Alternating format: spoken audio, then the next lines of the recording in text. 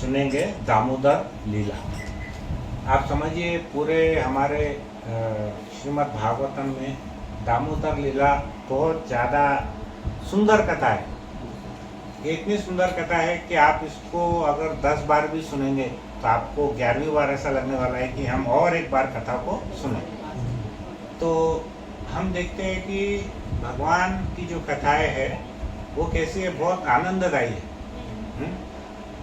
बाकी के जो हम पिक्चर टीवी सिनेमा देखते हैं उससे हमारी खाली इंद्रिय तृप्त होती है, लेकिन आत्मा तृप्त नहीं होती, आत्मा विचलित होती है। बराबर है, हमारी आत्मा डिस्टर्ब हो जाती है हम जब पिक्चर्स देखते हैं। लेकिन जब हम भगवान की कथा सुनते हैं, हम जहाँ पर किसी कथा में बैठते हैं, सत्संग करते हैं, तो क्या होता है, आत्मा को पोषण मिलता है। जैसे मान के चलिए आपके पास एक तोता है और बाहर एक पिंजरा है। पिंजरा बहुत सुंदर सोने का है, आप रोज उसको घस रहे, लेकिन उस तोते को कुछ खिलाते नहीं है, तो क्या होने वाला है, कुछ दिनों के बाद वो तोता मर जाएगा। लेकिन आपका जो बाहर का जो पिंजरा है वो बड़ा सुंदर चकाचक दिखेगा, लेकिन उसका कुछ फायदा है क्या? नहीं है। वैसे हमारा शरीर कैसा है, पिंजरे के समान है। हम रोज नहा रहे, धो रहे, घस रहे, खूब खा रहे अच्छे से, लेकिन जो हमारे आत्मा रूपी तोता है हम उसको कुछ भी खिला नहीं रहे, तो कुछ दिनों के बाद में हमारी कैसी मौत होने वाली है, आध्यात्मिक। हाँ, तो हमको क्या क्या तकलीफ होगी अगर हम आत्मा को नहीं खिलाएंगे तो? काम क्रोध मद लोभ, काम क्रोध मद लोभ मोह मत्सर, ये हमको बहुत परेशान करेंगे। जन्म मृत्यु जरा व्याधि, ये हमको परेशान करेंगे। आदि दैविक आदि भौतिक आध्यात्मिक, ये भी हमको बहुत परेशान करने वाले हैं। तो हमको क्या करना है, आत्मा का पोषण करना है। तो आत्मा का पोषण मतलब डॉक्टर के पास जाके दवाई लेके, जरा आत्मा के लिए दवाई दो, कभी सुने है क्या आपने? कोई डॉक्टर के पास जा रहे हैं, बड़ा डॉक्टर है KEM का, देवपति प्रभु के पास गए, प्रभु जी दो, कितने पैसे लेते लो, हमारे को जरा एक इंजेक्शन दे दो। तो देवपति प्रभु बोलेंगे इधर सत्संग में आके बैठो प्रभु, वहाँ फोकट में तुम्हारा इलाज होगा, बाद में प्रसाद भी मिलेगा तुम्हारे। इधर तुम हजारों लाखों भी देंगे तो हमारे पास कोई ऐसी दवा नहीं है। ठीक है, तो हम अभी दामोदर जो कथा है, ये दामोदर का जो महीना है, कार्तिक मास, मैंने पिछले लेक्चर में बोला था, ये किसके नाम के ऊपर है? राधा के नाम पे है या कृष्ण के नाम पे है? किसको याद है? राधा रानी के नाम पे है। तो भगवान कृष्ण का तो वैसे पुरुषोत्तम मास है, लेकिन राधा रानी का जो मास है वो कार्तिक मास है। लेकिन भगवान को राधा रानी बहुत प्रिय है, इसलिए भगवान को कार्तिक महीना भी बहुत प्रिय है। ठीक है, भगवान को हम कैसे बांध सकते हैं? भगवान को सिर्फ हम प्रेम से बांध सकते हैं, भक्ति से बांध सकते हैं। ठीक है, भगवान को आपका ऐश्वर्य दिखा के आप बांध सकते हैं क्या? भगवान तो लक्ष्मीपति है, हजारों लक्ष्मियां उनके यहाँ सेवा कर रही है, उनको किसी चीज की कमी नहीं है। तो कार्तिक मास में जो वैष्णव कैलेंडर है, उसमें कार्तिक मास को वैष्णव लोग क्या बोलते हैं? दामोदर मास भी बोलते हैं। दामोदर मास क्यों बोलते हैं? हम इसकी बहुत बहुत बहुत सुंदर कथा सुनने वाले। मेरे को बहुत बहुत बहुत लगी, आपको कैसी लगी मेरे को नहीं पता है, मैं बताऊंगा बाद में। यहाँ पर क्या हुआ था इस कथा में, कृष्ण को रस्सी से बांधा गया था। भगवान जो त्रिलोकीनाथ है उनको क्या हुआ, रस्सी से बांध दिया गया था। और बांधा किसने था? यशोदा मैया ने। और अपराध क्या था उनका?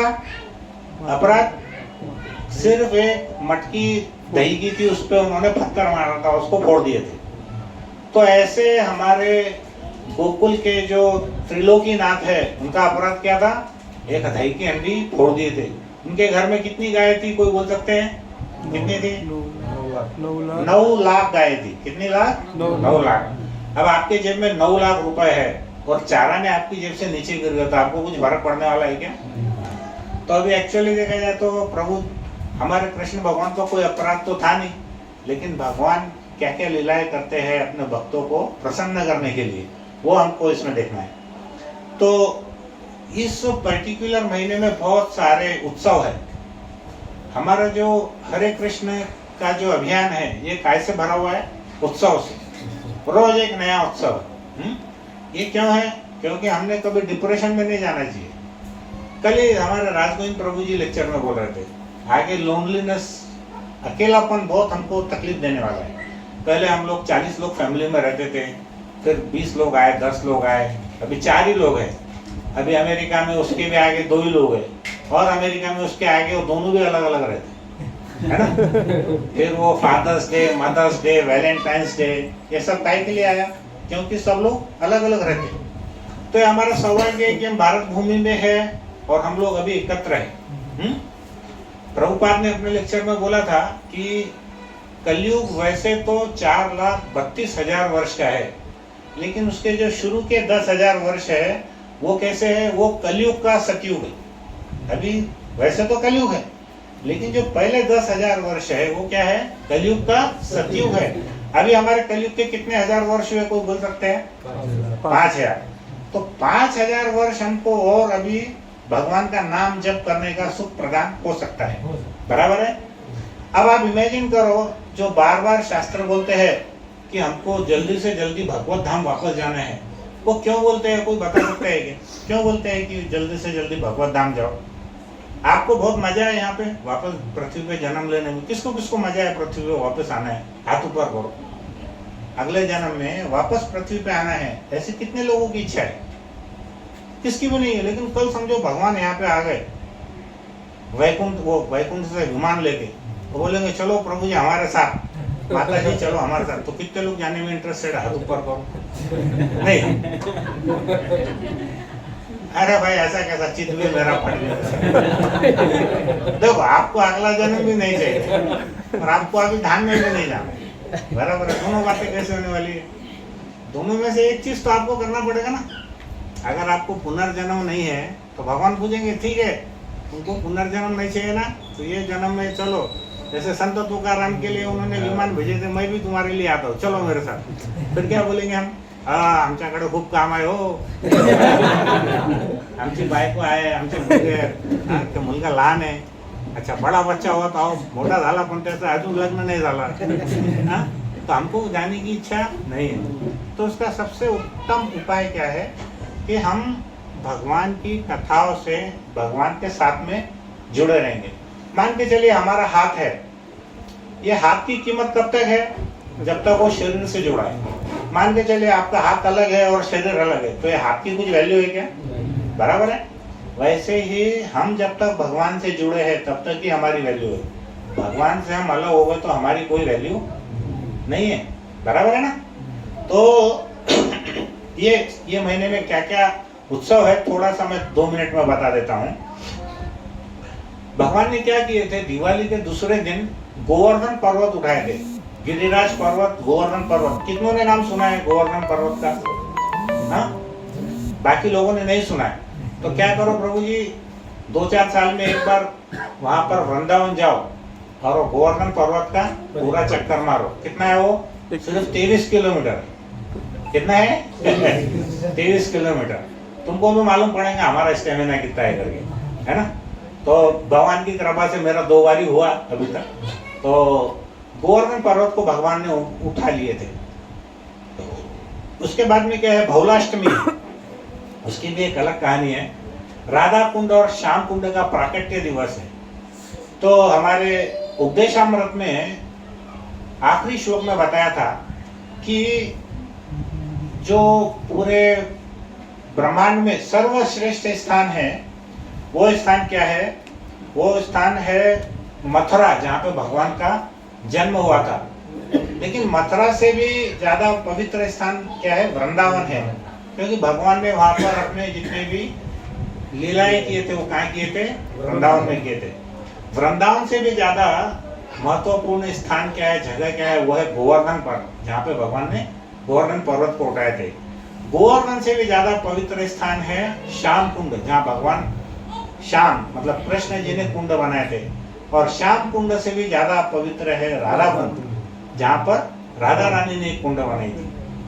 तो पूरे ब्रह्मांड में सबसे पवित्र स्थान है राधा कुंड। तो राधा कुंड में अगर आप कभी जाएंगे वृंदावन में, तो उसमें जाकर के डुबकी मत मारना, खाली 3 छींटे लेना और अपने ऊपर में ऐसा छिड़क देना। हमारी उतनी ज्यादा पात्रता नहीं है उसमें डुबकी लगाने की, ठीक है।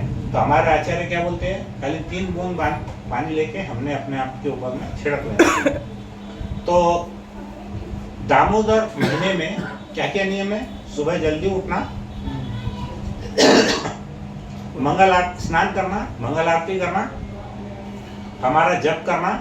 फिर जो दामोदर भगवान है, जिनके उदर पर दाम यानी रस्सी बंधी है, उन भगवान की हमने पूजा करना और कृष्ण भगवान की स्तुति करना। ठीक है, ये शॉर्ट में है कार्तिक महीने का महत्व। ऐसा बोला जाता है कि अगर आप पूरा वर्ष भी कुछ नहीं करते, लेकिन सिर्फ एक कार्तिक महीने में भी आप कड़ाई से उसका पालन करते हैं, तो भगवान इतने दयालु है कि वो आपको पूरे वर्ष का वो फल उसके अंदर में दे देते हैं। तो प्रभु जी हमारे पास में वो पैम्पलेट है क्या दामोदर अष्टकम के? दो ना, ज्यादा 40-50 दो, सबको देंगे एक।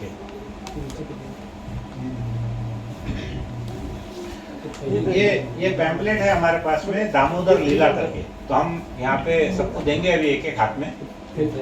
अगर कम है तो दो प्रभु जी या दो माता जी एक में उसको डिवाइड कर सकते हैं।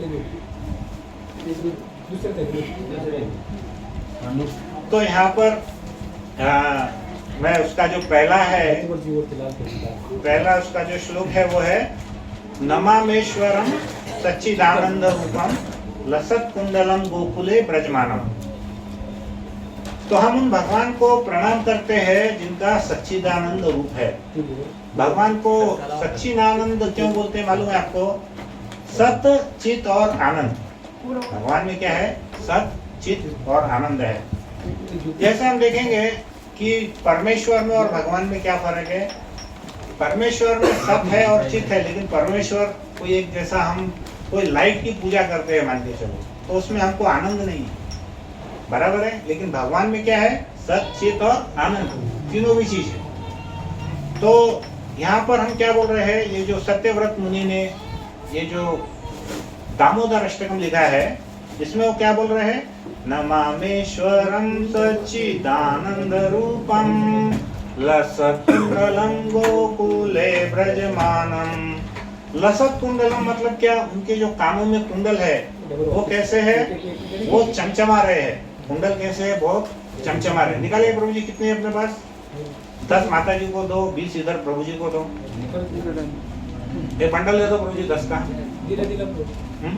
दे लो। सब माता जी देखिए, यहाँ पे श्री श्री दामोदर अष्टकम लिखा है। देखिए पहले पेज पे कार्तिक व्रत का महत्व, कार्तिक व्रत कैसे मनाए, घी का दिया कैसे अर्पण करे, और उसके पीछे साइड में श्री श्री दामोदर अष्टकम है ना। मिला सबको? प्रभु जी सापडलं तुम्हाला?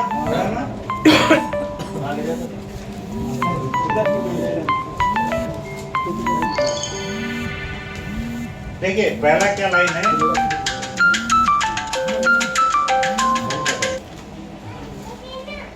देखिए मैं अभी क्या करते हैं हम लोग, सुनिए 10 मिनट में हम लोग ये जो पूरा जो दामोदर अष्टकम है वो एक लाइन में गाऊंगा, उसका अर्थ बताऊंगा, ठीक है। फिर एक लाइन गाऊंगा, उसका अर्थ बताऊंगा। तो आपको जब हम दामोदर अष्टकम करेंगे ना, तब उसके अंदर में बहुत आनंद आने वाला है। तो ये जो है हम पहले गाते हैं, देखिए नमामेश्वरम सच्चिदानंद रूपम रसत कुंडलम गोकुले ब्रजमानम यशोदाभियोलूक लाघवमानम परामृष्टमत्यंतो द्रुत्य गोप्या। देखो अब इसका अर्थ पढ़ेंगे हम। जिनके कपोलों पर, कपोलों मतलब गाल, ये भगवान की महिमा कर रहे हैं क्या, कि भगवान के जो गाल है उस पर लटकते हुए मकराकृत कुंडल क्रीड़ा कर रहे हैं। अब ये जो हिंदी है ना, बहुत हाई लेवल की हिंदी है, मैं सादी भाषा में बताता हूँ। कुंडल मतलब जो कान में भगवान ने पहने हैं कुंडल, तो कुंडल भगवान के ऐसे ऐसे हिल रहे हैं और उनके गालों के ऊपर में वो स्पर्श कर रहे हैं। जो गोकुल के चिन्मय धाम में परम शोभायमान है, जो दूध की हांडी फोड़ने के कारण माँ यशोदा से भयभीत होकर उखल के ऊपर से कूद कर अत्यंत वेग से दौड़ रहे हैं। तो भगवान जी क्या करते हैं, माता जब उन्होंने वो जो दूध की हंडी फोड़ी, तो माँ ने क्या किया, उनको उखल समझते हैं ना, जिसमें मसाला पीसते है ना, मसाला पीसते, उसके वो जो उखल था उसको उन्होंने बांध दिया। क्यों बांध दिया? उखल जरा वजन में भारी था, कृष्ण जरा हल्के थे, उन्होंने क्या किया, रस्सी से उनको बांध दिया। तो वो क्या कर रहे हैं, वो उखल के ऊपर से कूदकर अत्यंत वेग से दौड़ रहे हैं, और जिन्हें माँ यशोदा उनसे भी अधिक वेग पूर्वक दौड़ करके पकड़ लिए है। ऐसे सच्चिदानंद स्वरूप सर्वेश्वर श्री कृष्ण की मैं वंदना करता हूँ। लेकिन भगवान क्या किए, उखल को छोड़ करके वो भागने लग गए, तो माँ और भी तेजी से भागने लगी, बाद में उनको पकड़ लिए। रुदंतम मुहुर्नेत्र युगम मृजंतम कराम्बोज युग्मेन सातंक नेत्रम मुहुः श्वास कंपात्री रेखांक कंठ स्थित ग्रैव दामोदरम भक्तिबद्धम। फिर उसका अर्थ ये है, जननी के हाथ में, जननी मतलब कौन है, कृष्ण की यशोदा मैया, उनके हाथ में लठिया को देखकर मार खाने के भय से रोते रोते बारंबार अपनी दोनों आंखों को अपने हस्त कमल से मसल रहे हैं। ठीक है, अभी देखिए, जिन भगवान से काल भी भयभीत होता है वो स्वयं भयभीत है। किससे? अपनी माता से। बराबर है। जिससे काल डरता है, जिससे तीनों लोग डरते हैं, वो किससे डर रहे हैं? अपनी माता से डर रहे हैं। जिनके दोनों नेत्र भय से अत्यंत विहल है, वो डर के ऐसे कांप रहे हैं माता के देख के। रोने के आवेश से बारंबार सांस लेने के कारण 3 रेखाओं से युक्त शंख रूपी उनके कंठ में पड़ी मोतियों की माला कांप रही है। तो भगवान के गले पे ऐसे 3 लाइन है, त्रिरेखा कंठ, कंठ पे 3 लाइन है। तो उनके गले में जो मोती की माला है, भगवान ऐसा जोर जोर से रो रहे हैं कि वो माला भी कांप रही है। उन सच्चिदानंद स्वरूप सर्वेश्वर श्री कृष्ण की मैं वंदना करता हूँ। यहाँ देखिए, मुंह श्वास कंपात्री रेखांक कंठ, मतलब वो उनके जो कंठ पे 3 रेखा है, तो मुंह से श्वास के कारण वो इतने कपकपा रहे हैं कि उनकी मोतियों की माला हल रही है। तो उन सच्चिदानंद स्वरूप श्री कृष्ण की मैं वंदना करता हूँ। फिर उसके बाद है, इति द्रक्स्वलीलाभिरानंद कुंडे स्वघोषम निमज्जन्तम आख्यापयन्तम तदीयेषु तग्नेषु भक्तिर्जितत्वं पुनः प्रेम तस्तशतावृति वंदे। जो इस प्रकार की बाल्य लीलाओं द्वारा गोकुल वासियों को आनंद सरोवर में नित्य काल सरोवर करते रहते हैं। भगवान की बाल लीला देखने के लिए कौन व्याकुल नहीं है? सब व्याकुल है। वहाँ के जितने भी बाल गोपाल है, जितनी भी गोपियां है, जितनी भी माताएं है, वहाँ के पशु पक्षी जानवर बंदर सभी के सभी व्याकुल है कृष्ण के दर्शन करने के लिए।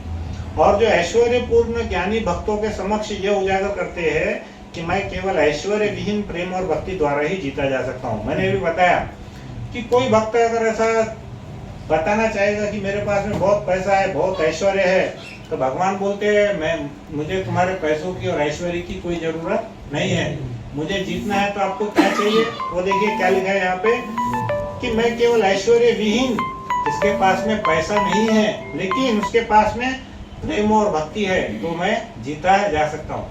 अब इसमें से कौन ऐसा है कि जिसको ये प्रॉब्लम है? प्रेम और भक्ति है, पैसा नहीं चाहिए, प्रेम और भक्ति तो है ना थोड़ी थोड़ी सब में। अब वो प्रेम और भक्ति को कैसे बढ़ाना है, उसके लिए हमको एक क्लास में आना है ना। तो भगवान क्या बोल रहे हैं कि प्रेम और भक्ति के द्वारा ही मैं जीता जा सकता हूँ। उन दामोदर श्री कृष्ण की मैं प्रेम पूर्वक बारंबार वंदना करता हूँ। फिर चौथा जो उसका श्लोक है वो है, वरंदेव मोक्षम न मोक्षवधिं वा न चान्यं व्रणेहं वरेशदपीह इदं तेव पूर्णात् गोपाल बालम सदा मे मनस्या वीरास्तम की मन्ये। तब उसका ये बोलते हैं कि हे प्रभु, आप हर प्रकार से वर देने में पूर्ण सक्षम है। मेरा प्रश्न क्या है, क्या देवी देवता पूरे वरदान दे सकते हैं? देवी देवता, तो देवी देवताओं के जो वरदान है और भगवान के वरदान में क्या फर्क है? कोई बताइए, माता जी बोलिए। देवी देवताओं के वरदान में और हाँ, अब उसका और अर्थ बताओ, भौतिक क्या वरदान क्या है और आध्यात्मिक वरदान क्या, उदाहरण बताओ। भौतिक वरदान यानी क्या? अगर हमको पैसा, ऐश्वर्य, बच्चा, गाड़ी, घोड़ा चाहिए, वो सब क्या है? भौतिक ऐश्वर्य। आध्यात्मिक वरदान क्या है, कोई बताइए। हमको भगवान के वैकुंठ में, भगवान के धाम में जाना है, उसको हम आध्यात्मिक वर बोलते हैं। मतलब हमको पुनः जन्म नहीं लेना है, तो वो वरदान केवल और केवल भगवान कृष्ण ही दे सकते हैं, दूसरे देवी देवता नहीं दे सकते। एक्चुअली मैं आपको एक बताना चाहूंगा, देवी देवता भगवान नहीं है, देवी देवताओं के हम उपासक हैं और भगवान कृष्ण के हम भक्त हैं।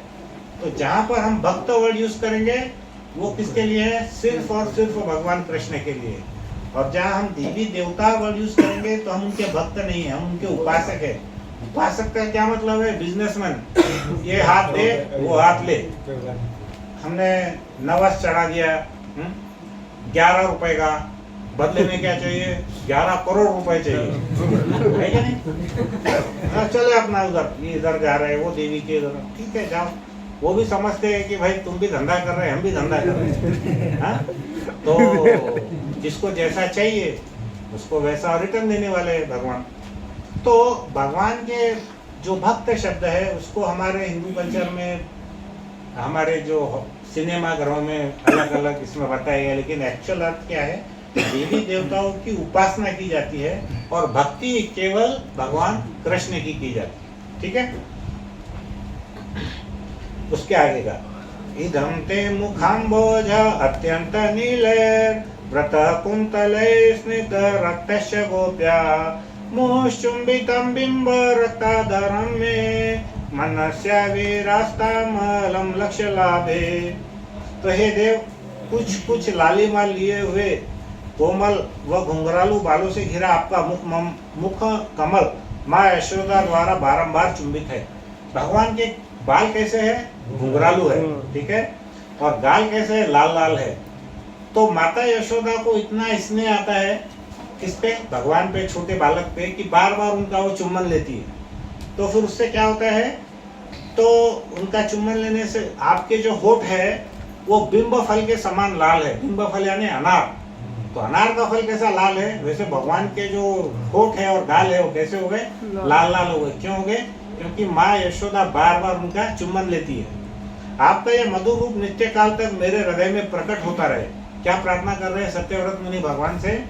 कि आपका ये जो मधुर रूप है, जो माँ आपका चुम्बन लेती है, आपके गाल और होठ जो लाल है, ये वाला हृदय, ये वाला जो दृश्य है, ये मेरे हृदय में हमेशा विराजमान रहे। मुझे लाखों प्रकार के अन्य लाभों की आवश्यकता नहीं है। अन्य प्रकार के लाभ यानी क्या? जो मैंने बोला आपको कि हमको गाड़ी घोड़ा बंगला, ये बच्चा, ये वो, सुंदर पत्नी सुंदर पति, हाँ विद्वान, ये वो। तो ये जितने भी हमारे भौतिक चीजें हैं वो हमको नहीं चाहिए। तो हमको क्या चाहिए? खाली आपका जो सुंदर मुख मंडल है, सुंदर मुख कमल है, वही हमारे हृदय में विराजमान रहे। नमो देव दामोदर अनंत विष्णु प्रसिद्ध प्रभो दुख जालाब्धि मग्नम कृपा दृष्टि वृष्ट्याति दीन बतानु ग्रहाणेश मामज्ञम मेद्यसि दृश्यम। तो ये बोलते हैं, हे परम देव, हे दामोदर, हे अनंत, हे विष्णु, हे प्रभु, हे भगवान, आप मुझ पर प्रसन्न हुए।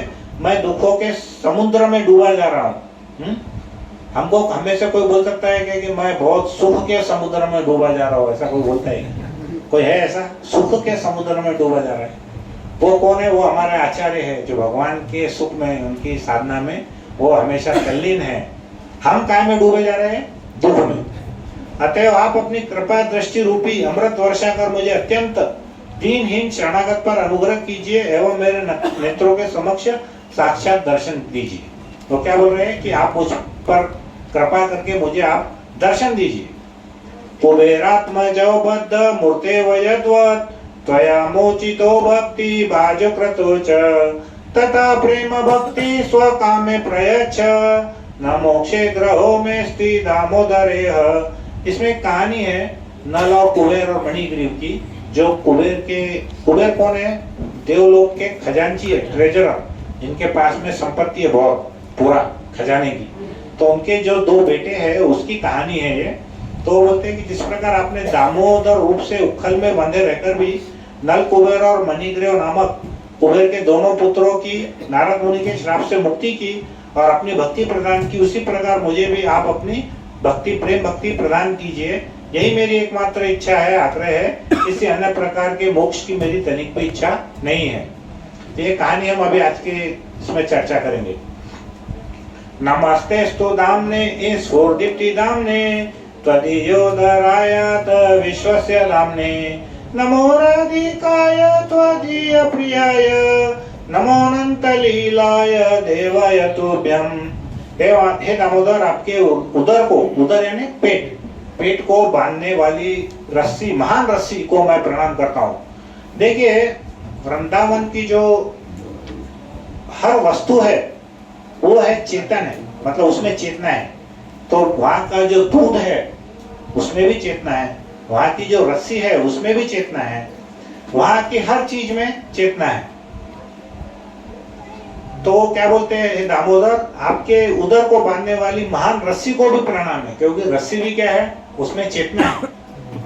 निखिल ब्रह्म तेज के आश्रय और संपूर्ण विश्व के आधार स्वरूप आपके उदर को नमस्कार है। आपकी प्रियतमा राधा रानी के चरणों में मेरा बारंबार प्रणाम है। और हे अनंत लीला विलास करने वाले भगवान, मैं आपको भी सैकड़ों प्रणाम अर्पित करता हूँ। तो यहाँ पर हमने एक छोटा सा ये जो इसका अर्थ है वो हमने समझे। अब ये जो पूरी लीला है वो हम आज थोड़ा सा लेट होने वाला है, लेकिन बहुत जरूरी है। तो जितना देर आप मुझे सहन कर सकते हो उतना सहन करिए, नहीं सहन करते तो भी सहन करिए, ठीक है। तो यहाँ पर घटना ऐसी थी कि जो हमारे जो नंदलाल थे, छोटे कृष्ण थे, वो कितने साल के थे, 1.5 से 2 साल के थे, ठीक है। और वो क्या करते थे, पकड़ पकड़ कर चलने की प्रैक्टिस करते थे। छोटा बच्चा 1.5 साल का ऐसे ही चढ़ता था घुटनों के ऊपर चढ़ के। और क्या होता था, प्रतिदिन कृष्ण के चोरी की कंप्लेंट, शिकायत आती थी माता के पास। अब आप सोचो, 1.5-2 साल का बच्चा अगर किसी ने कंप्लेन किया कि ये हमारे घर में आके रोज चोरी करता, माखन चुराता, रोज चोरी करता, तो कोई माता मानने वाली है क्या ये बात? कोई माता मानने वाली नहीं है। तो यशोदा मैया क्या करती थी, उनको रोज गोपियां आके बोलती थी कि आपका बच्चा है भैया कृष्ण कन्हैया कान्हा रोज हमारे घर पे आके मक्खन चुराता है। तो माँ बोलती थी, अरे इसको चलना भी नहीं आता तो ये तुम्हारे यहाँ चोरी कैसे कर सकता है, जाओ यहाँ से, जाओ यहाँ से। फिर उसके बाद 2-3 दिन के बाद एक गोपी आके बोली, अरे यशोदा मैया, आपके कान्हा ने हमारे यहाँ चोरी किया। तो यशोदा मैया तंग होके बोली, अरे चोरी कौन करेगा जिसके घर में किसी चीज का अभाव है। मेरे पास में 9 लाख गाय है, मेरे पास में ट्रकों से भरा हुआ मक्खन है, वो चोरी काय को करेगा तुम्हारे पास में आके? तुम्हारा अगर 2 किलो 5 किलो 10 किलो मक्खन चुरा लिया तो तुम मेरे पास से लेके चले जाओ। कोई बात में लॉजिक तो होना चाहिए ना, चोरी क्यों कर रहे हैं? अगर मेरे घर में नहीं है तो मैं शायद चोरी कर सकता हूँ, लेकिन हमारे घर में रखने को जगह नहीं है तो तुम्हारे घर में चोरी काय को करने वाला है? ये तो कुछ बात समझ में नहीं आई। तो उसमें उन्होंने बोला कि मेरे घर में तो इतना माखन है कि उसमें अगर मेरा कान्हा खेलेगा, उसमें डूबेगा, उसको बाहर फेंकेगा तब भी वो खत्म नहीं होने वाला है, इतना माखन है घर में। तो तुम्हारे घर में आके चोरी क्यों करने वाला है वो? तो वो बोलने लगी, ठीक है, तुम्हारे घर में कितना माखन चोरी हुआ बोलो, उतना मैं तुम्हारे को दे दूंगी, तुम हमारे पास से ले जाओ। फिर यशोदा को गोपियां बोलती, मैया सच में चोरी किया है। तो एक दिन यशोदा मैया बोली, ठीक है, मेरे कान्हा ने चोरी किया ना, तो उसको रेड हैंड पकड़ के बताओ, रंगे हाथों उसको कैसा करो, रंगे हाथों चोरी करके तुम पकड़ के बताओ तो मैं मानूंगी। ऐसा मैं तुम्हारी बातों को मानने वाली नहीं हूँ। कारण ऑब्वियस है, वो अभी घुटनों के ऊपर में ऐसे धीरे धीरे चल रहा है, तुम कहाँ पे ऊपर लटका के रखती, उसको हिंदी में बोलते हैं छीका, मराठी में क्या बोलते हैं, शिका बोलते हैं क्या, वो ऊपर शिका पे ऐसा लटका के रख रही है। अरे उसको जब चलना नहीं आता तो इतना ऊपर से कैसे माखन चोरी करने वाला है तुम्हारी? तुम उसको रंगे हाथों पकड़ के बताओ तो मैं मानूंगी, वरना मैं मानने वाली नहीं हूँ। सभी गोपियां बार बार ये सब शिकायतें देख करके उन्होंने क्या करी, एक मीटिंग की, सभी गोपियां एक साथ बैठ गई और उन्होंने बोला कि अब हमको एक ही काम करना पड़ेगा, कान्हा को हमको रंगे हाथों पकड़ना है, चाहे कुछ भी हो जाए, तब जाकर के यशोदा मैया मानेगी, वरना वो किसी की बात मानने वाली नहीं है। तो उन्होंने क्या किया, प्लान बनाया चोर को पकड़ने का। पर हमारे भगवान क्या है, चोरों के उस्ताद है। कृष्ण कौन है, चोरों के उस्ताद है। तो हमारे आचार्य भी क्या करते हैं, चोरों के सरदार को प्रणाम करते हैं। हम भी क्या कर रहे हैं, चोरों के सरदार की ही महिमा का गुणगान कर रहे हैं यहाँ पे, बराबर है। तो उस समय क्या था कि घर में लाइट तो रहती नहीं थी, इलेक्ट्रिसिटी नहीं रहती थी उस टाइम पे। तो उन गोपियों ने क्या किया, मक्खन को ऐसे छीका पर लटका दिया ऊपर, और उन्होंने एक बहुत अच्छी आइडिया सोची। क्या आइडिया सोची? उन्होंने बोला कि भाई हम इस बार क्या करेंगे, उसके ऊपर में छोटी छोटी घंटियां बांध देंगे। काय के ऊपर? वो जो मटकी है उसके ऊपर जो रस्सियां लगी है ना, उसके ऊपर क्या करेंगे, छोटी छोटी घंटियां बांध देंगे। तो क्या होगा, कोई भी जाकर के उससे छेड़छाड़ अगर किया, उन हंडियों के ऊपर छेड़ा, तो क्या होने वाला है, उस पर घंटियों की आवाज बजने वाली है। तो हम चोर को रंगे हाथों पकड़ लेंगे, और रंगे हाथों पकड़ के हम क्या करेंगे, यशोदा मैया को बता देंगे। तो फिर जब अंधेरा था पूरा, क्योंकि चोरियां कब होती, रात में होती, दिन में तो होती नहीं। तो हमारे कन्हैया ने क्या किया, चोरी का प्लान बनाया। पूरे उनका तो पूरा गैंग था, जितने गो बालक थे उनका पूरा एक गैंग था। वो प्लान करते थे क्या, कि कौन से प्रभु जी के घर पे चोरी करना है, कौन से माता जी के घर पे चोरी करना है। मजे की बात क्या थी कि जिनके घर वो चोरी करते थे, उस घर का एक बालक उनके गैंग का सदस्य रहता था। बराबर है, हा? मान के चलो हमारे प्रभु जी के घर पे चोरी करना है, तो इनका ही बेटा उनका मेंबर है। हाँ, जिनके घर वो चोरी कर रहे हैं ना, उनका ही बेटा इनकी गैंग में शामिल है। तो वो क्या करता था, इधर आके पूरी इंफॉर्मेशन देता था वो कन्हैया को। अरे कन्हैया, मेरी मैया है ना, दोपहर में 2 से 4 सो जाती, उस टाइम हमारे घर में कोई भी नहीं रहता। तुम क्या करो, वो पीछे के खिड़की से आना, और जाकर के वहां पर ऐसा एक कोई तो भी टेबल है या उखल है, उसके ऊपर में खड़े होना, और वहां से वो मटका चुरा लेना। तो इन्होंने क्या किया कि सब बालक आपस में, जैसा माताओं ने मीटिंग की ना, तो सबको जितने बाल ग्वाल थे सबने मीटिंग की। तो एक ग्वाले ने पूछा भगवान को, कृष्ण को, अरे कान्हा, ये चोरी वोरी तो ठीक है, लेकिन दिन के समय तो चोरी संभव नहीं है, हम तो शाम को जाएंगे रात में चोरी करने, वो कैसे करेंगे? वो बोले वो तो पूरा अंधेरा रहता है वहां पे। तो कान्हा बोले, अरे तुम डरो मत, मैं हूं ना। सबको समझा नहीं, बोले कान्हा तो कुछ भी करता है, कालिया को मार दिया, इतने सारे राक्षसों को मार दिया, पता नहीं अभी इसका क्या है। अब इन्होंने क्या किया, प्लान किया, और वो वहां पर चोरी करने के लिए पहुंचे। तो क्या हुआ, भगवान के शरीर पर इतने सारे कौस्तुभ मणि थे, इतने सारे हार माला थे, वो इतने चमकते थे कि वो जहां जाते थे वहां पूरा उजाला हो जाता था। तो भगवान जब चोरी करने के लिए वहां गए उस जगह घर में, तो वास्तव में तो वहां रात थी, अंधेरा था, लेकिन इनके जितने भी हार थे, आभूषण थे, उस पे जो कौस्तुभ मणि और जितने भी अलग अलग सुंदर सुंदर हीरे मोती थे, उसकी चमगाहट से पूरे उस कमरे में क्या हो गया, उजाला हो गया। तो ये क्या करते थे कि किसी के घर में जाते थे, पहले देखते थे कि वहां पर अगर कोई गैंग का सदस्य नहीं है उनके घर का, तो ये पहले उस घर में जाते थे, देखते थे वहां पर कुछ माखन वाखन है क्या। अगर माखन नहीं मिला तो क्या करते थे, वो वहां का एक आधा छोटा बच्चा था ना, उसको ऐसी चिमटी भर लेते थे, उसको रुला के आते थे वो। या फिर अगर समझो मक्खन मिला लेकिन वो खट्टा है, खाने में टेस्टी नहीं है, तो भी एक आधे बच्चे को पीट कर आते थे वो।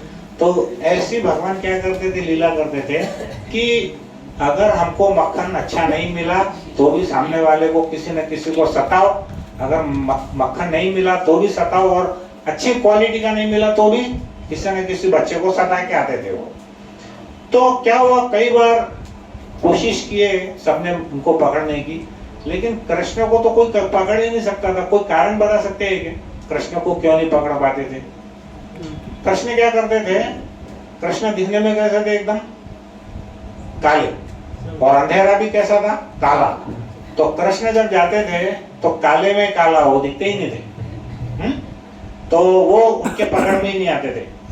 तो जैसा मैंने बताया कि जिसके भी घर में माखन चोरी करते थे, उनके ही घर का एक बच्चा इनके गैंग में हमेशा शामिल रहता था। तो माताओं ने क्या किया, जैसे प्लानिंग की एक हंडी ऊपर रख दी और उसको उन्होंने क्या की, छोटी छोटी घंटियां लगा दी।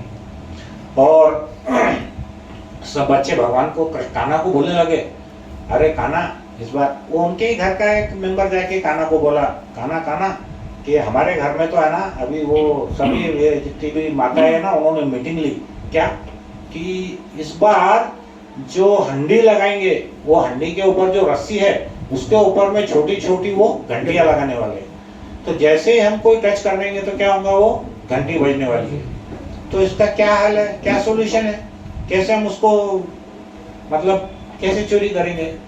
तो कान्हा ने बोला, अरे देखो तुम डरो मत, वैसे तो मैं त्रिलोक का स्वामी हूँ, ये घंटी वंटी सब छोड़ दो तुम मेरे ऊपर। हालांकि भगवान ऐसे बोलते थे लेकिन कोई भी उसको सीरियसली नहीं लेता था। ये कितना भी बोलते थे ना, मैं भगवान में कोई सुनता उनता नहीं था उनकी। तो फिर कान्हा ने क्या बोले, तुम एक काम करो, ये बच्चों को बोले जाके इधर आओ, वो घंटी लगाए ना वहां पे, ये चुपके से गए, बोले चलो घंटी बजाओ। अब वो घंटी जब बजाने लगे, सबने बजाया लेकिन घंटी बजी नहीं। सब बच्चे खुश हो गए, अरे वाह वाह कान्हा, क्या मस्त आइडिया है तुम्हारा, मस्त जादू है आपके पास में, हाँ ये घंटी नहीं बज रही। तो फिर कान्हा ने घंटियों को बोला, अरे घंटी बजना नहीं। जैसे मैंने बताया ना अभी, वृंदावन की हर चीज कैसी है, चेतन है, जड़ नहीं है, वो चेतन है, उनमें सब में दिव्य प्राण है, ऐसा हमारे शास्त्र में वर्णन है वृंदावन का। तो वो घंटियां बजना बंद हो गई। अब क्या हुआ, सब बड़े उत्साह से वो उधर गए घर में, और घर में जाकर के वो उन्होंने उखल को उल्टा कर दिया, और उखल को उल्टा करके फिर भी वो हाइट कम थी तो एक के ऊपर एक ऐसे बना के, वो हमारी दही हंडी नहीं है क्या, वो दही हंडी के जैसा, वो यहीं से आया होगा शायद दही हंडी का कॉन्सेप्ट, एक के ऊपर एक ऐसा चढ़ गए। और चढ़ने के बाद सबसे ऊपर कान्हा जो चढ़ गए। कान्हा ने क्या किया कि वहां पर सबको माखन निकाला और दिया, जितने भी वहां पे लोग थे ना, सबको, बच्चों को और जितने भी थे सबको माखन दे दिया। वहां पे सबको माखन दिया, सब बच्चे माखन खा रहे थे जब घंटियां नहीं बजी। जैसे ही कान्हा ने मुंह में माखन लगाया, जोर जोर से घंटियां बजने लगी। अरे तो कान्हा बहुत चिढ़ गए, बोले अरे घंटियां तुम पागल है क्या, ये मैं तुमको बोला कि घंटियां मत बजो, तो तुम जब बाकी के लोग खाए जब तो तुम नहीं बजी, जब मेरा नंबर आया तो तुम जोर जोर से बजने लगी, ये क्या है? तो घंटियां भगवान को बोली, प्रभु आपने तो आपके वेद और शास्त्र में बताया है कि जब भी आपको हम भोग लगाते हैं तो सबसे पहले क्या करते हैं, घंटियां बजाते हैं, राइट? तो बोले जब आपके शास्त्र में लिखा हुआ है कि भगवान को भोग लगाते समय घंटी बजाना है, तो हमारी क्या हिम्मत कि आपके वेद शास्त्रों का हम उल्लंघन करें, हाँ? तो हमको तो बजना ही बजना है। तो भगवान बोले अरे ये तो गड़बड़ हो गई, अब वेद शास्त्रों में कुछ तो अमेंडमेंट करना पड़ेगा, कुछ चेंज करना पड़ेगा कि मेरे को अगर भूख लगाए तो उस टाइम पे घंटियां नहीं बजना। ऐसा वो मन ही मन बड़बड़ाने लगे कान्हा जी। उसके बाद क्या हुआ, घंटियों की आवाज सुनी कि सब जितने भी माताएं थी हमारी गोपियां, सीनियर गोपियां, वो तो उनके कान में कोई यंत्र बैठा था, उस बस ताक में ही थी कि कब कोई घंटी की आवाज बैठे और सबके सब वहां पे भाग के कान्हा को पकड़ ले। क्यों? सब बहुत ज्यादा दुखी थी उस कान्हा से, और वो सब यशोदा माता को बोल बोल के थक गई थी। यशोदा मैया बिल्कुल भी सुनती नहीं थी।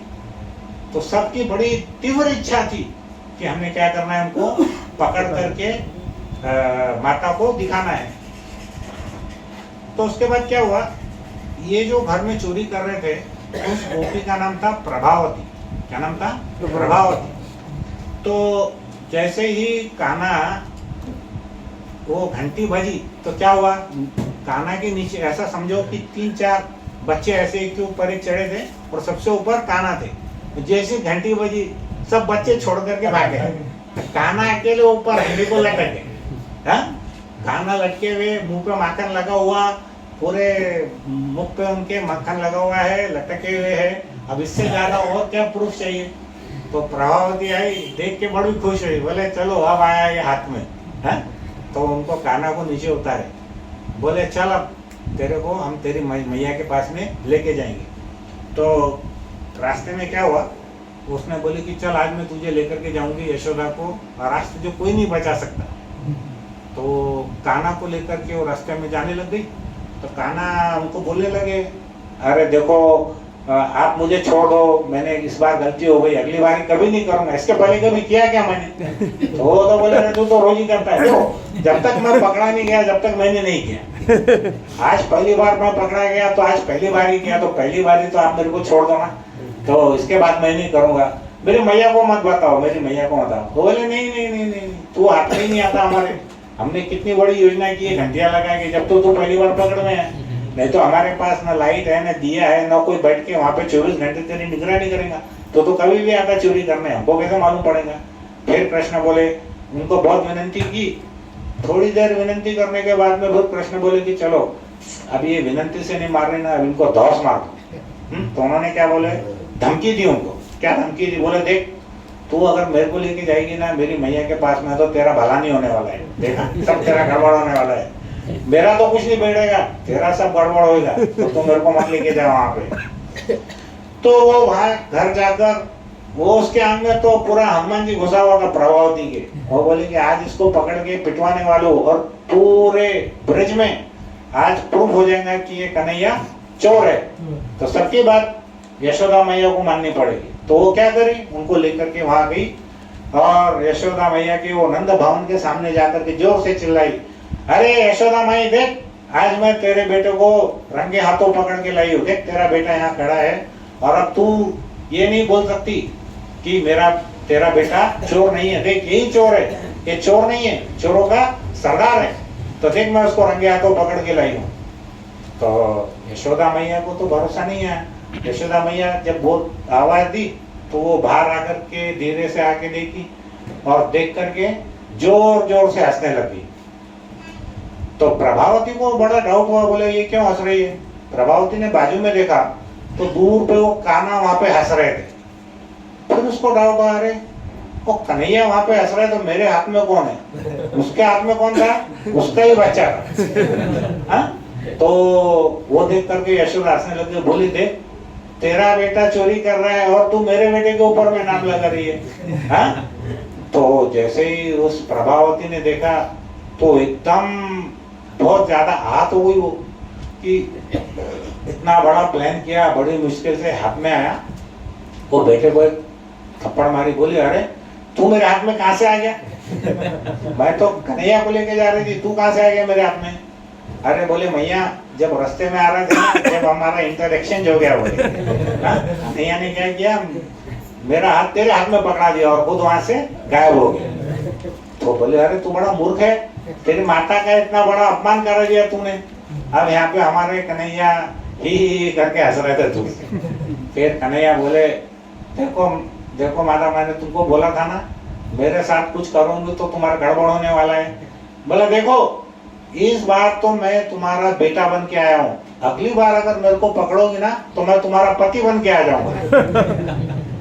तो वो प्रभावती बोले, अरे नहीं नहीं नहीं नहीं, मैं तुझे अब कभी नहीं पकड़ूंगी। ऐसा करके वो वहां से चली गई। फिर एक दिन क्या हुआ, यशोदा मैया ऐसे एकांत में बैठ के सोच रही थी कि भाई इतने लोग आ रहे हैं, इतनी गोपी आ रही है और सब बोलती है कि कान्हा ने चोरी की, कान्हा ने चोरी की, कुछ तो गड़बड़ है।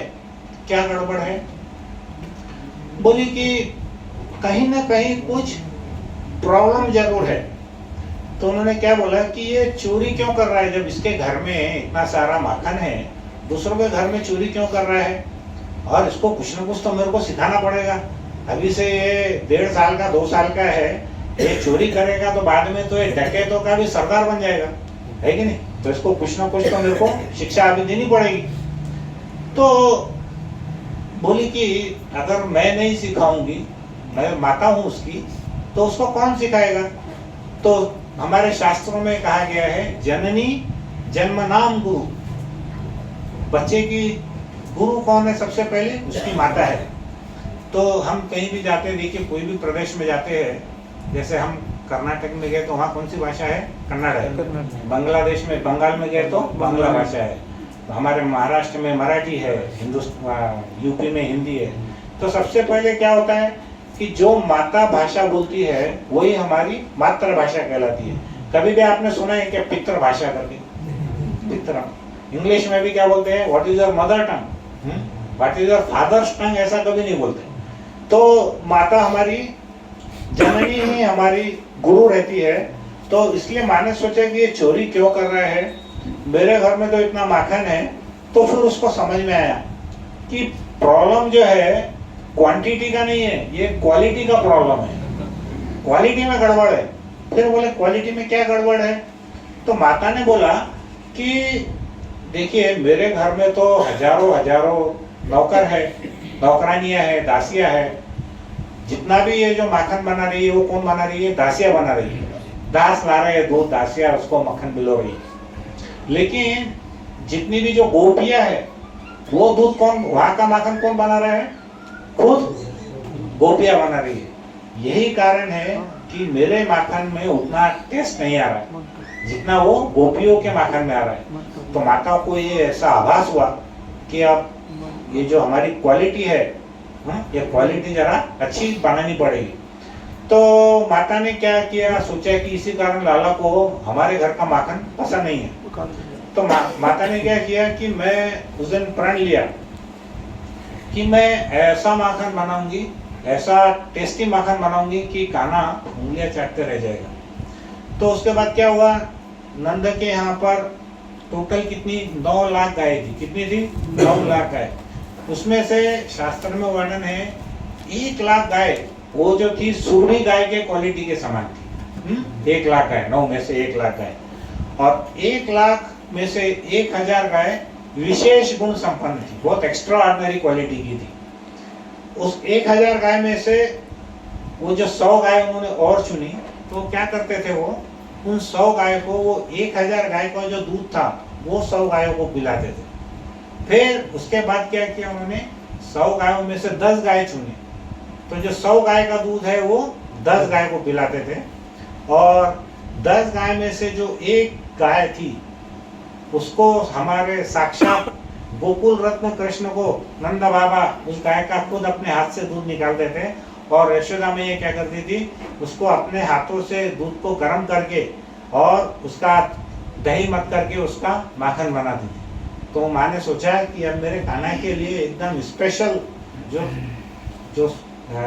माखन है वो मैं मेरे हाथों से बना करके खिलाऊंगी।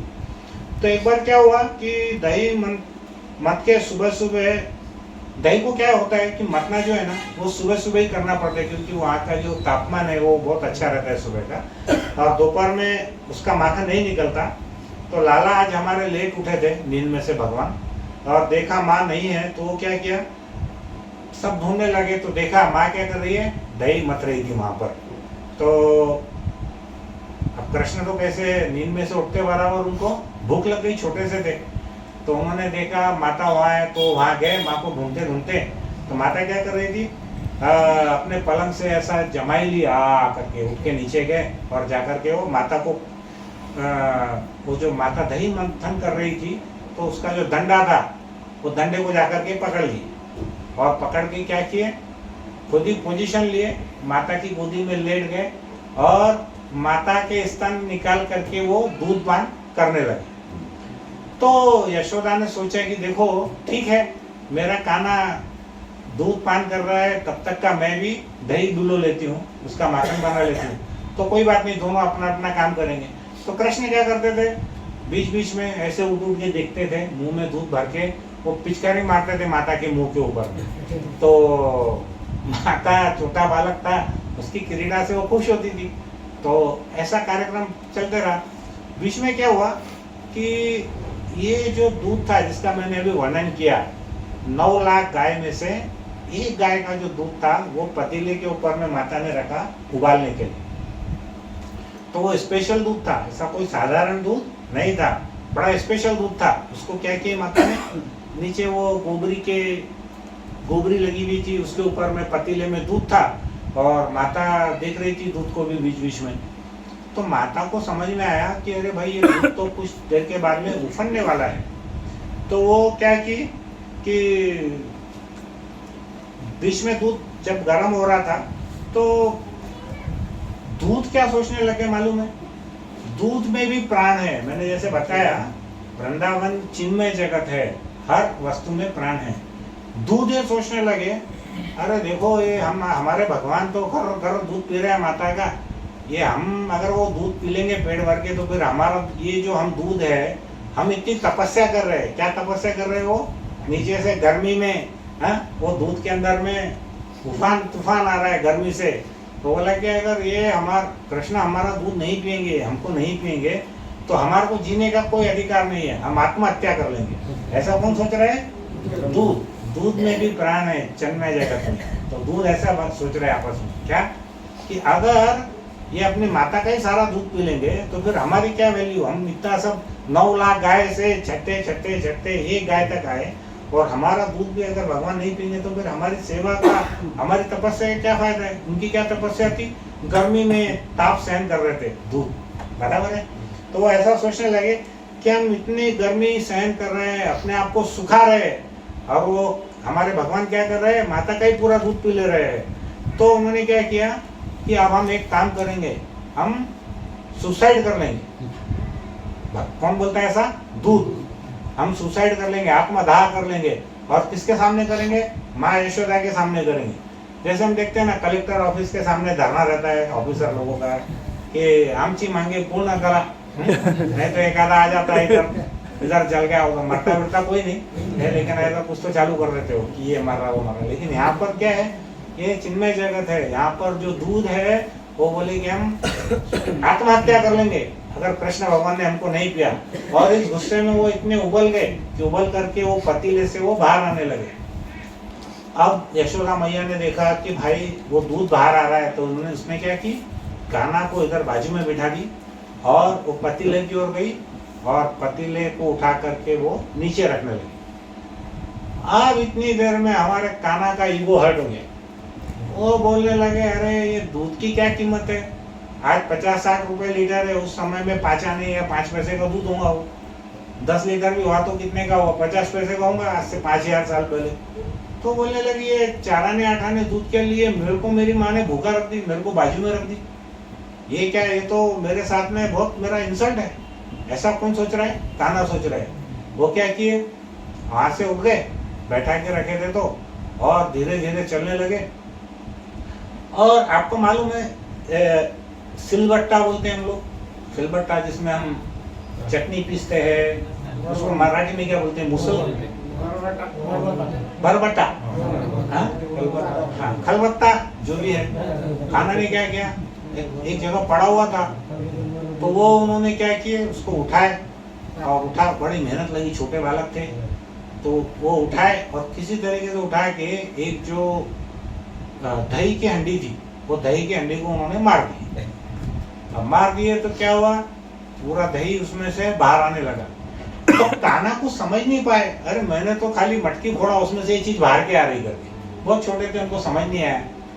अब उनको ऐसा लगा कि भाई मेरे से कुछ तो गलती हो गई। तो वो क्या हुआ, जितना भी दूध था, वो दही था, वो सब बाहर आकर के पूरा आंगन में फैल गया। अब कान्हा सोचे कि मैंने तो गड़बड़ की है, अब मेरी माँ जरूर मुझको डांटेगी। तो वो क्या किए, वहां से भाग गए, और भाग के क्या किए, 2-3 मकान के जो तीसरा जो मकान था, तो वहां पर जाकर के पहुंच गए। लेकिन हुआ क्या, उनके जो छोटे छोटे पैर थे, उसके निशान उस दही के ऊपर में आ गए। तो दही के निशान आने के बाद जब इधर से यशोदा मैया वो दूध के पतीले को नीचे उतार कर आई, देखने लगे, अरे कान्हा तुमको तो अभी यहीं बिठाया था, अभी ये कहाँ चला गया? तो ध्यान से देखी तो माता को छोटे छोटे निशान दिए। वो समझ गई ये यहाँ कहीं तो भी भाग गया, और वो दही पूरा फोड़ दिया उसने। तो माता को समझ में आ गया ये काम किसका है, कान्हा का है। तो वो उसको ढूंढने के लिए उसके पीछे पीछे चली गई। इन्होंने क्या किया, कौन से घर में पहुंचे कान्हा, जिस घर में माखन लटका हुआ था। चोर को चोरी का आइटम बराबर दिखता है कि नहीं दिखता? जिसको जिस चीज की चोरी करनी है ना, उसको बराबर वो चीज दिखती है। कोई व्यक्ति अगर शराबी है, उसको आप कोई भी गांव में, कोई भी शहर में भेजो, बराबर अड्डा ढूंढ लेता। तुमको एड्रेस पूछना पड़ता, उसको पूछने की जरूरत नहीं, उसको सुगंध आती, वो बराबर चले जाता। तो हमारे कान्हा को काय की लगती, माखन चुराने की। हाँ, तो वो क्या किए, माखन की खुशबू सुनते सुनते वो एक तीसरे घर में पहुंच गए। और वहां पर क्या हुआ कि जहाँ माखन टंगा हुआ था ना, तो वहां पर उन्होंने क्या किए, एक उखल था, उसको क्या किए, पलटा करके उसके ऊपर में चढ़ करके वो माखन निकालने लगे। तो ये सब कहानी कब हुई? सुबह सुबह की कहानी चालू हुई। सुबह सुबह क्या होता था कि जितने भी वहाँ के वृंदावन के पशु पक्षी, बंदर, कुत्ता, जितने भी प्राणी थे, सब भगवान के दर्शन करने के लिए, और उनके साथ में गौ बालक सभी भगवान के दर्शन करने के लिए आते थे। और भगवान क्या करते थे, सबको वहां पर में माखन देते थे। तो आज के दिन क्या हुआ, जब भगवान कान्हा वो मटकी फोड़ करके भाग के आए, तो वहां पर सभी जितने भी पशु पक्षी थे सब जमा हो गए। सबसे पहले कौन थे मालूम है? सबसे आगे थे बंदर। तो बंदर सबसे लाइन में पहले बैठे थे। लेकिन बंदर भी कैसे थे? आर्मी वाले बंदर थे, एकदम डिसिप्लिन, ऐसे लाइन में लगे रहते थे। ऐसा नहीं कि वो भाग रहा वो दौड़ रहा, ऐसा नहीं। थोड़ा ऐसा आर्मी में कैसा परेड रहती है, वैसे एक के पीछे एक बैठ करके सब मक्खन लेने के लिए लाइन से लगे हुए थे। भगवान ने सोचा, अरे ये तो वही बंदर है ना जो मेरे पिछले अवतार में मुझको वो जो सेतु बनाने में, बांध बनाने में इतनी उन्होंने मेरी मदद किए थे। हाँ, राम अवतार में ध्यान है, जब भगवान राम को लंका जाना था तो उनका जो ब्रिज था, पुल था, किसने बनाया था? वो बंदरों ने। तो भगवान बोले कि पिछले अवतार में तो मैंने किसी को कुछ पैसा भी नहीं दिया, न किसी को कुछ प्यार दिया। तो मैं उसी टाइम बोला था कि मेरा जो अगला अवतार होगा उसमें मैं बंदरों को विशेष रूप से प्यार करूंगा। तो भगवान ने क्या किया, सबसे पहले बंदर जो थे सबको माखन भर भर के वो देने लग गए। तो वानर जो थे वो पूरे डिसिप्लिन में थे और खूब आनंद ले रहे थे मक्खन खा खा करके। तो इधर यशोदा माँ समझ गई कि ये करतूत किसकी है, कान्हा की है। वो बड़े गुस्से में आ गई। तो बोला, अरे मैं उसके लिए इतनी मेहनत की, 9 लाख गाय में से एक गाय ढूंढ के निकाली, उसके बाद भी ये कान्हा इतना उत्पात कर रहा है, तो आगे क्या करेगा? माता को तो फिर ढूंढने में कोई समस्या हुई नहीं, क्योंकि वो दही के ऊपर उनके चरण चिन्ह थे। तो माता ने क्या किया, एक छड़ी साथ में ले ली, छड़ी साथ में ली और वो लेकर चली। वो बालक तो वहां पे बहुत, सब बालक जो थे ना वो बहुत बिजी थे। क्यों बिजी थे? क्योंकि सबको मक्खन खाने में बड़ा आनंद आ रहा था, बड़ा टेस्टी मक्खन था। अब क्या हुआ, आप ऐसा सोचिए कि इस मुंह के तरफ करके कान्हा बंदरों को माखन बांट रहे थे और यशोदा माता इस साइड से आ रही थी। तो कान्हा का मुंह तो इधर था, तो कान्हा को तो दिखा नहीं कि यशोदा माई पीछे आ रही, लेकिन जो बंदर थे उनको दिख गया कि यशोदा मैया आ रही है छड़ी लेकर। तो वो क्या हुआ, वो जैसे उन्होंने देखा वो सबके सब वहां से उछल कूद करके वहां से भाग गए, बंदर सब वहां से भाग गए। तो यशोदा भियोलुक लाघव मानम, यशोदा माता कैसी थी, उनको देख करके कान्हा बहुत डर गए। यशोदा माता एक्चुअली थोड़ी वजन में भारी थी। तो वो क्या हुआ, छड़ी लेकर के कान्हा के पीछे पीछे वो भागने लगे। तो उन्होंने क्या किया, कान्हा ने यशोदा मैया को बहुत भगाया, आगे आगे खुद भागते गए, पीछे पीछे उनकी माता भागती गई। फिर क्या हुआ, कुछ देर के बाद में माता ने उनको पकड़ ही लिया। तो क्या हुआ, कान्हा रो रहे थे, चिल्ला रहे थे। फिर उन्होंने फिर माता को बोला कि माता को देख करके जब वो जोर जोर से चिल्लाए तो माता ने उनको पूछा, अरे क्या हुआ कान्हा, क्यों इतना रो रहा है तू? तो बोले, माता तेरे हाथ में जो लकड़ी है ना, लाठी है ना, तो उसको पहले दूर फेंक। और लकड़ी को, लाठी को देख करके वो रो रहे थे, छड़ी को देख करके। तो फिर क्या हुआ, माता ने, यशोदा माता ने वो छड़ी फेंक दी। फिर जाकर के कान्हा का जो रोने का वॉल्यूम है वो थोड़ा कम हुआ। फिर उसके बाद उन्होंने क्या हुआ, माता को करीब करीब 1 घंटा वो दौड़ाते रहे। और बाद में यशोदा मैया ने बोली कि अभी ये मेरे को इतना दौड़ाया है ना, तो आज इसको तो मैं दंड देने ही वाली हूँ। तो बांधने के लिए क्या किया, वो जो मत्ती की रस्सी से ही वो बांधने वाली थी, उन्होंने क्या किया, वो जो मत्ते है ना दही, उसकी जो रस्सी थी वो रस्सी निकाली और बोली कि मैं आज वो जो उखल पड़ा हुआ था उससे ही इसको, कान्हा को मैं बांध दूंगी। तो क्या हुआ, उन्होंने जब वो रस्सी से कान्हा को बांधा तो रस्सी छोटी पड़ गई। रस्सी जब छोटी पड़ गई तो क्या हुआ, फिर उन्होंने गोपियों को बोला, जाओ और रस्सी लेके आओ। तो सब गोपियां तो बड़ी खुश थी कि कान्हा को आज कैसे भी बांधेंगी माँ। तो उनका तो जो मीटिंग था सफल हो गया। सब भाग भाग करके अपने घरों पे गई, जितनी जितनी रस्सी आती, कुएं की रस्सी, घर की रस्सी, सब पकड़ पकड़ के, गायों को बांधने की रस्सी, जितनी रस्सी आती सब लेकर के आई, सब लेकर के आई और उन्होंने किसके हाथ में दी? यशोदा मैया के। बोले इसको बांधो। अब पूरा गांव की रस्सी जमा हो गई, पूरे गांव की रस्सी से उन्होंने कान्हा को बांधने का कोशिश की, लेकिन वो रस्सी फिर भी छोटी पड़ गई। कितना छोटी पड़ गई? 2 उंगल, ऐसा शास्त्र में वर्णन है। कितना? 2 उंगल। तो यशोदा मैया सोचने लगी कि अरे जब मेरा पुत्र 6 महीने का था तब हमने इसको इसके कमर में काला धागा बांधा था, हम क्या बोलते हैं काला दोरा, बांधते हैं ना छोटे बच्चे को, उसमें कुछ यंत्र वंत्र लगा के काला दोरा बांधा था। तो वो जो छोटा काला धागा बांधा था वो तो अभी तक ढीला ढीला लटक रहा है, वो कम नहीं पड़ा। और ये आज अभी ये 1.5 साल का हो गया, इसको पूरे गांव की हमने रस्सी ला ली है, पूरे खेत के कुओं की रस्सी ला ली है, गायों की रस्सी ला ली है, जितनी भी रस्सियां सारी ला ली, फिर उसके बाद में ये छोटी कैसे पड़ रही? तो उसकी माता बड़ी अचंभित थी। फिर क्या हुआ? बेचारी बहुत थक गई, पसीना पसीना हो गई। फिर बाद में क्या हुआ? माता ने उसका जो बाल का जूड़ा था उसके ऊपर एक रिबन था, वो रिबन निकाला। वो बोले चाहे कुछ भी हो जाए, कान्हा को मैं दंड देने वाली, उसको बांधने ही वाली हूँ। तो माता ने अपने जूड़े में एक रिबन था, वो रिबन निकाला और उसको बांधा। तब कान्हा थोड़े पिघले, बोले अरे माता को मैंने बहुत थका दिया, अब बस हो गया, वो अब बेचारी के पास और कुछ नहीं है, चलो अभी मैं बन जाता हूँ। ऐसा सोच करके क्या हुआ, वो कान्हा जो थे वो भगवान कृपा समझ लो या उसको दया समझ लो, उसके लिए वो बंध गए। तो भगवान की जितनी शक्तियां है उसमें सबसे महान शक्ति क्या है? दया शक्ति या कृपा शक्ति।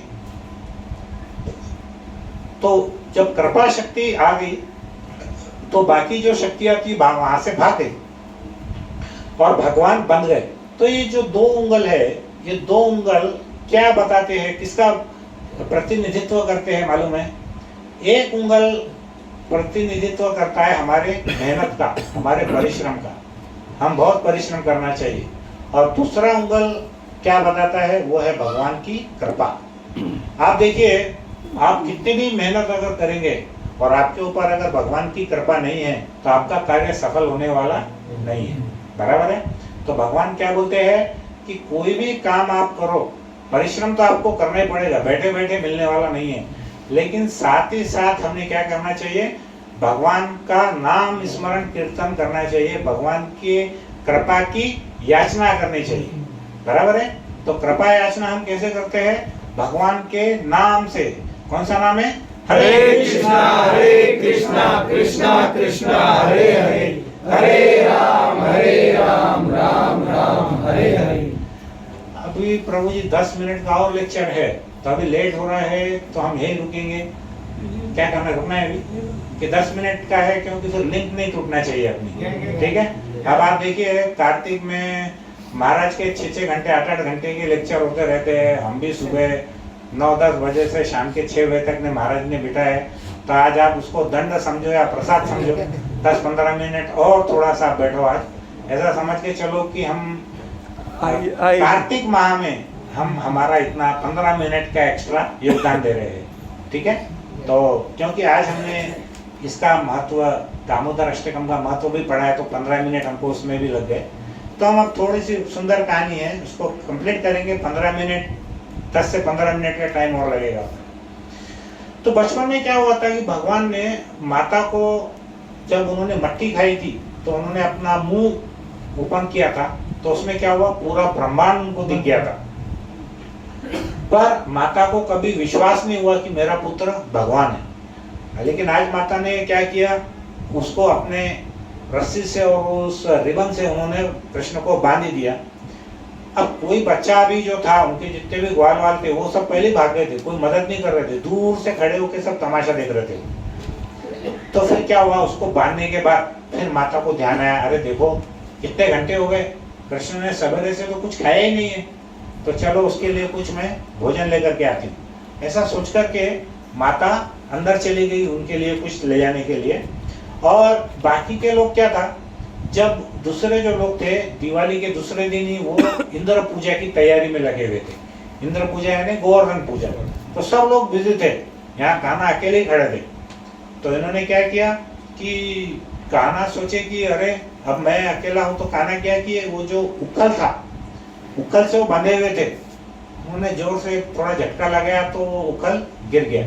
और कृष्ण क्या किए, उस उखल को बांधकर धीरे धीरे वो चलने लगे।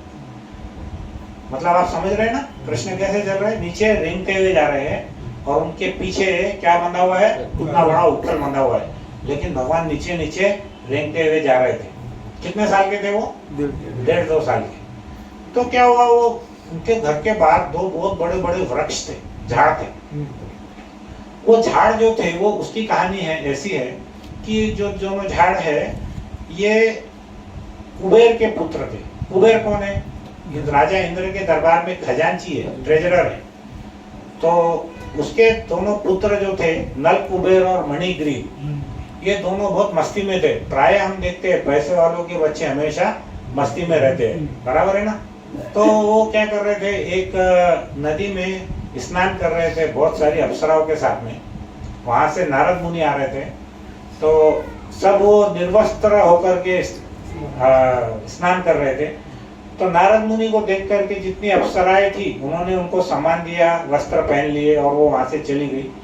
लेकिन ये जो 2 पुत्र थे ये इतने मद में थे, अपने इतने अहंकार में थे कि उन्होंने निर्वस्त्र रहकर भी नारद मुनि को प्रणाम नहीं किया। तो नारद मुनि ने क्या किया, सोचा कि ठीक है, अगर तुमको इतना अहंकार है और तुमको कोई कपड़े पहनना ही नहीं है, निर्वस्त्र ही रहना है, तो उन्होंने उनको श्राप दिया कि जाओ तुम दोनों वृक्ष बन जाओ। तो झाड़ कभी कपड़ा पहनता है क्या? नहीं। तो हमारे शास्त्र में वर्णन है, जिसको कपड़े पहनने का शौक नहीं है, जो कपड़े ही नहीं पहनना चाहता, हमारे बॉलीवुड में देखते हैं हम, तो अगले जन्म में वो सब क्या बनने वाले हैं? झाड़ बनने वाले हैं। ठीक है। तो नारद मुनि ने उनको श्राप दिया कि तुम झाड़ बन जाओ, वृक्ष बन जाओ। तो दोनों कृपा याचना करके रोने लगे। नारद मुनि, अब आपने हमको श्राप दिए तो पहले तो वापस लो। तो नारद मुनि बोले नहीं नहीं, श्राप तो वापस नहीं हो सकता। तो बोले इसका कोई उपाय बताओ।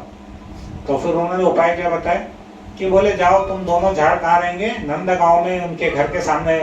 तुम कई पीढ़ियों तक वहां पर रहोगे। जब भगवान कृष्ण का अवतार होगा तब कान्हा तुम्हारा स्पर्श करके तुम्हारे को उद्धार करेंगे। तो वो तब से वो दोनों वृक्ष वहीं खड़े थे। उनका नाम क्या था? नल कुबेर और मणिग्रीव। तो भगवान खुद तो बंधे थे, उन्होंने सोचा कि अरे अभी तो मेरे पास टाइम है, तो चलो कुछ काम करते हैं। क्या?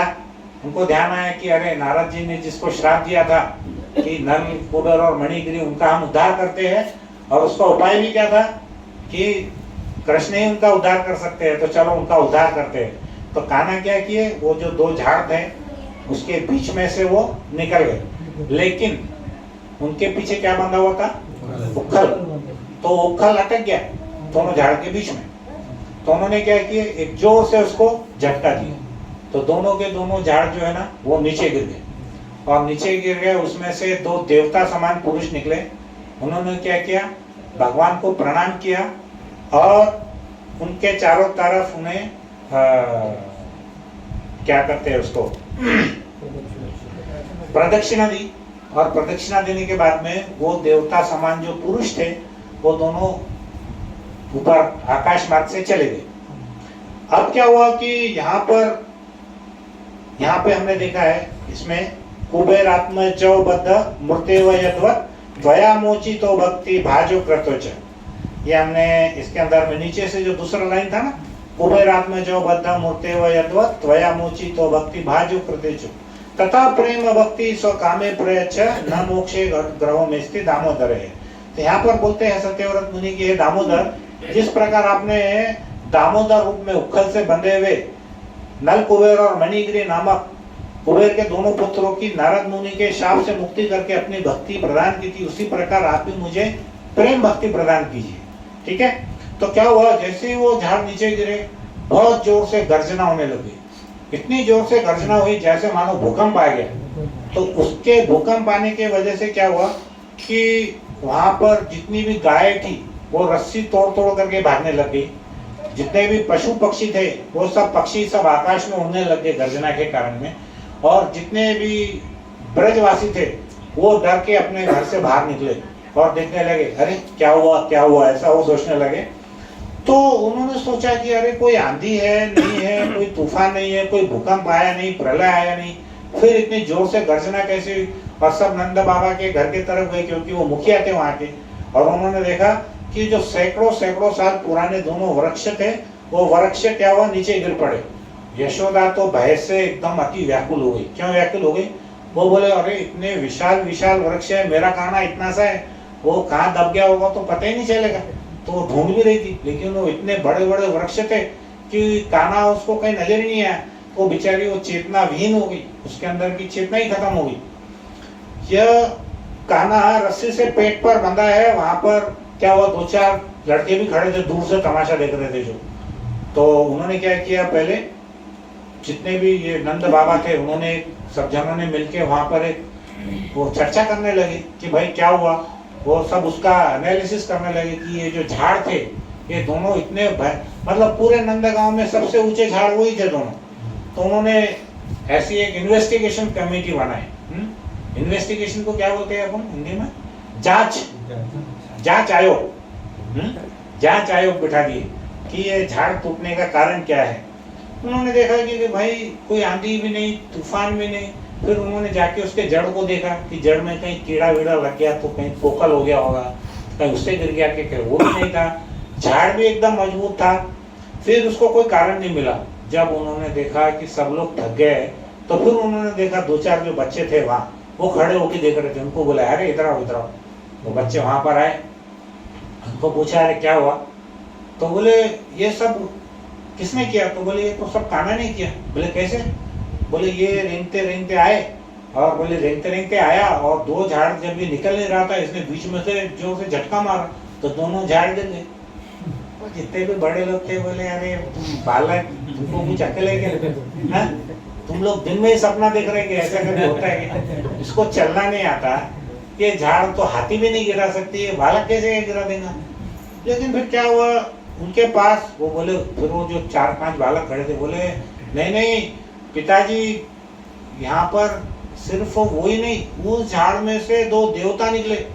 उन्होंने भगवान को प्रणाम किया, उन्होंने उनकी प्रदक्षिणा की और उसके बाद वो गए। तो उनको लगा यार ये कुछ तो भी कोई हॉरर पिक्चर देखे दिख रहे। तो वो क्या किए, बोले चलो ठीक है, अब अपने पास तो कोई दूसरा रास्ता नहीं है। तो उन्होंने उनकी बात मान ली। पर अभी भी क्या हुआ था कि कान्हा जो थे रस्सी से बंधे हुए थे। अब माता यशोदा मतलब वहां की राज रानी, उन्होंने रस्सी से बांधा था उसको। तो किसी में हिम्मत नहीं थी कि वो रस्सी को खोले कृष्ण की, है? क्योंकि पावरफुल वुमन।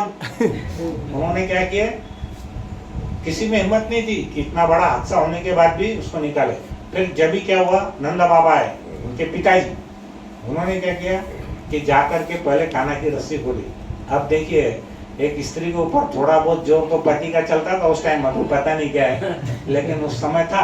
तो नंद बाबा ने क्या किए, वो रस्सी खोले उनकी, और वो जितने भी गोप थे उन्होंने क्या देखा कि जब रस्सी खुली ना तो उस पर सब लाल लाल निशान थे उनके पेट के ऊपर। तो लाल लाल निशान थे तो उसको देख करके बहुत परेशान हो गए। वो बेचारे रोने लगे। भगवान का जो शरीर है इतना सुकोमल है कि उसके ऊपर में उस रस्सी के पूरे निशान आ गए। वो देख देख करके बोलने लगे अरे कान्हा, तुम तो इतने कोमल हो, तुम्हारे पेट के ऊपर इतने निशान आ गए। और वो सबके सब रोने लगे।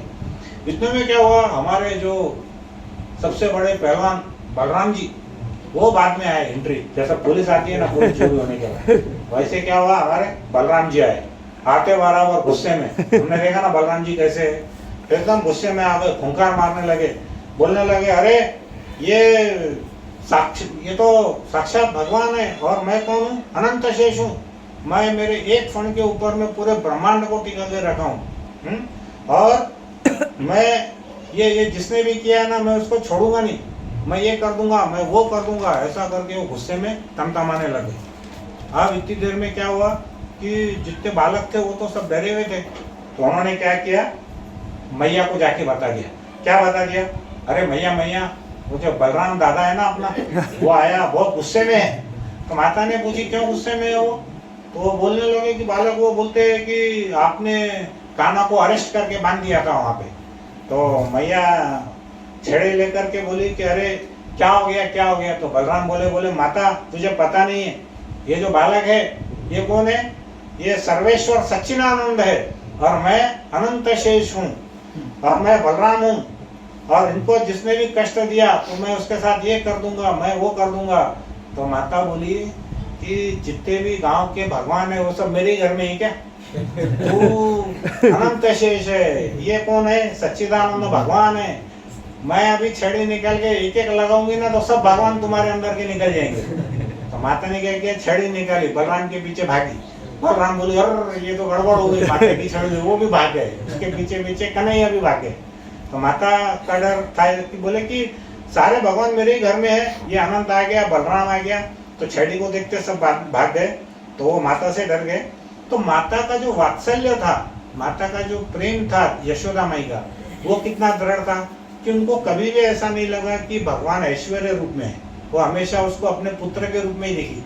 जबकि जो देवकी माँ थी, वसुदेव की पत्नी, जिन्होंने एक्चुअली कृष्ण को जन्म दिया था, वो कई बार ये भाव में आ गई कि वास्तव में कृष्ण भगवान है।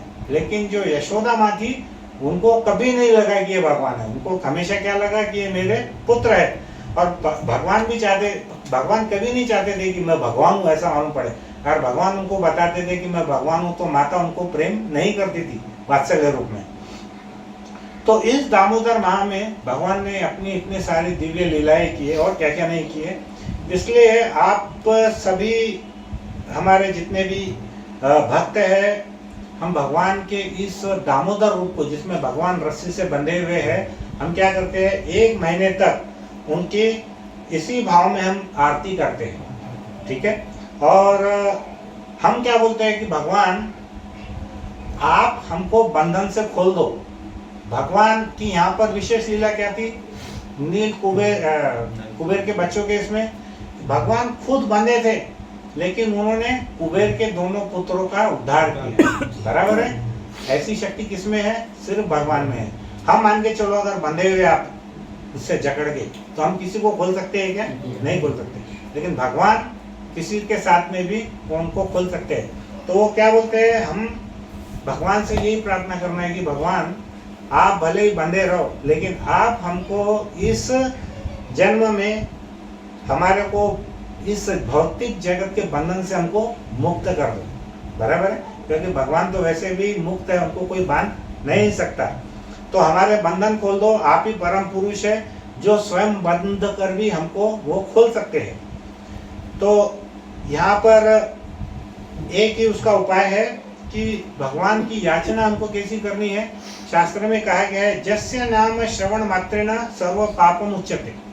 भगवान के श्रवण करने से हमारे सभी पाप नष्ट हो जाते हैं। जस्य नाम स्मरण मात्रेण सर्व पाप मुच्यते। भगवान का श्रवण करने से, भगवान का स्मरण करने से हमारे जितने भी पाप है वो सब समाप्त हो जाते हैं। इसलिए हमारे पास भगवान की शरण लेने के अलावा और कोई दूसरा उपाय नहीं है। केवल भगवान के नाम उच्चारण से ही हम भक्ति की शुरुआत कर सकते हैं। और कली काल में, जो अभी कली काल चल रहा है, इसमें हमको तपस्या नहीं करनी है, यज्ञ नहीं करना है, हमको कोई अर्च विग्रह बड़े बड़े मंदिर बनाने की भी जरूरत नहीं है। हमको क्या करना है? केवल भगवान का नाम स्मरण करना है। हरे कृष्णा कृष्णा कृष्णा हरे हरे, हरे राम राम राम हरे हरे।